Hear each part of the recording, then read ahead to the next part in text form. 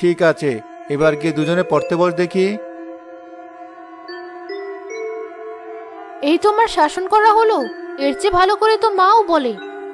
ঠিক মতো বাড়িতেই থাকি না আমি, যা একটু এসেছি এটুকু সময় আর কি বকা দেব? আমার কি মায়া লাগে না?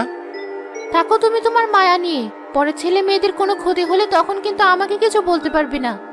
তুমি অযথা তো চিন্তা করো না তো, ওরা এখনো অনেক ছোট, তাই এমন করে।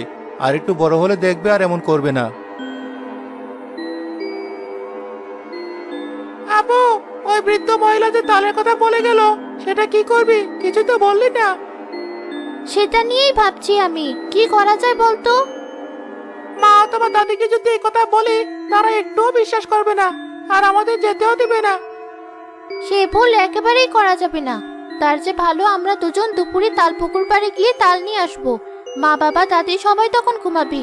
তাল নিয়ে এসে তারপর বলবো সব কথা। তখন আর আমাদের কেউ কিছু বলতে পারবে না। বেশ, তবে তাই হবে।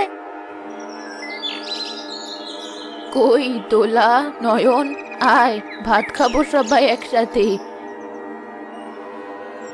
এই তো দাদি, আমরা চলে এসেছি। খাওয়া হয়েছে, এবার একটু শুয়ে দুজন ঘুমা। না মা, আমি ঘুমাতে পারবো না। স্কুল থেকে অনেক বাড়ির কাজ দিয়েছে, আমার সেগুলো লিখতে হবে। এখন না লিখে রাতে লিখে শেষ করতে পারবো না। আমারও পড়া আছে মা, তোমরা ঘুমাও। ঠিক আছে।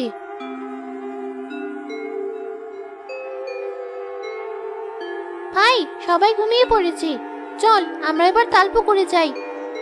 তাড়াতাড়ি চল, বাবা মা একবার উঠে গেলে তখন আর আমরা যেতে পারবো না। আস্তে আস্তে দরজা খুলে চল, একদম শব্দ করবি না কিন্তু।